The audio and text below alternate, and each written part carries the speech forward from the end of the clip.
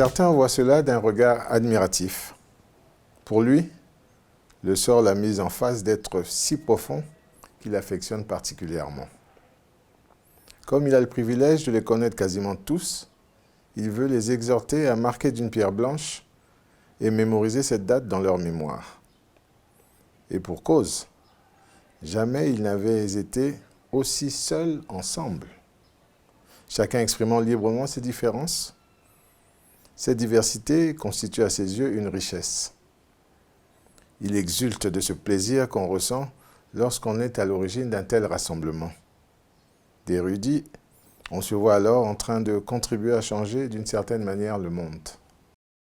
Cadena, maintenant vous me faites un peu rentrer, bon c'est vrai qu'il faut laisser les lecteurs un peu découvrir, mais en réalité il ne s'agit pas de numérologie particulièrement, mais la particularité de ces 7 amis, c'est qu'au départ ils sont 3, ils sont ils sont très amis depuis le bas âge, après ils s'ouvrent, ils estiment que bon cette amitié il faut l'ouvrir, ça devient de la fraternité à 2, et après ils se retrouvent 7, et à partir quand ils arrivent au chiffre 7, ils n'arrivent plus à s'ouvrir. En fait, c'est comme si cette amitié devient très fermée. Ça n'est pas faute de s'ouvrir à d'autres, mais en réalité, ce chiffre 7 que l'on qualifie tantôt de chiffre de la perfection, leur colle à la peau. Ça veut dire qu'ils n'arrivent pas à ouvrir, à aller au-delà de 7. Voilà d'où Cadena, le titre.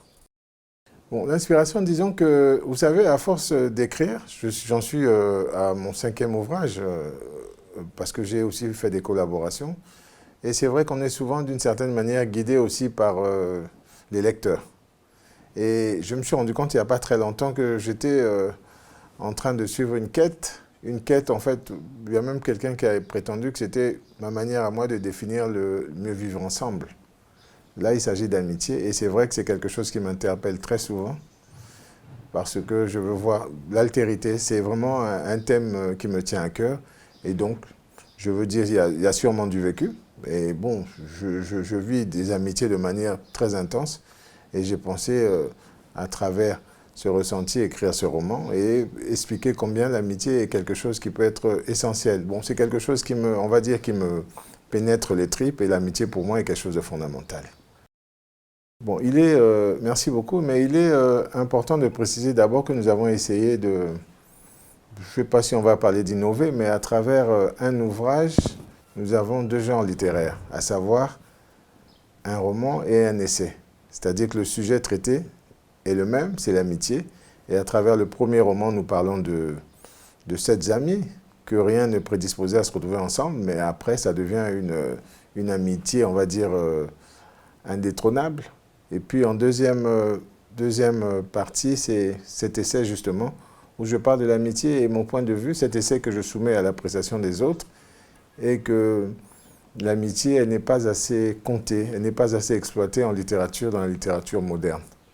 Et on est obligé de se référer souvent, la plupart du temps, aux anciens auteurs, comme Cicéron, Platon, Socrate, Nietzsche.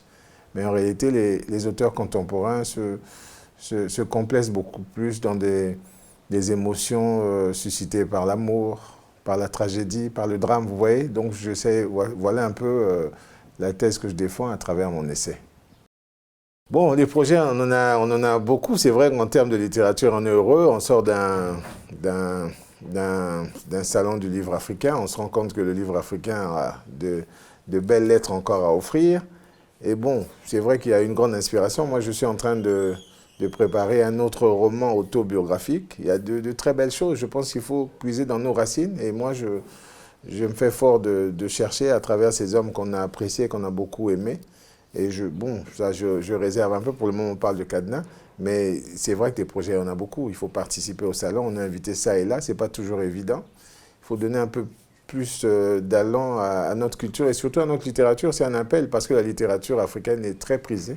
Je viens de le vivre au premier salon du livre africain de Paris et donc il faut inciter les Africains à porter cette littérature à bras-le-corps.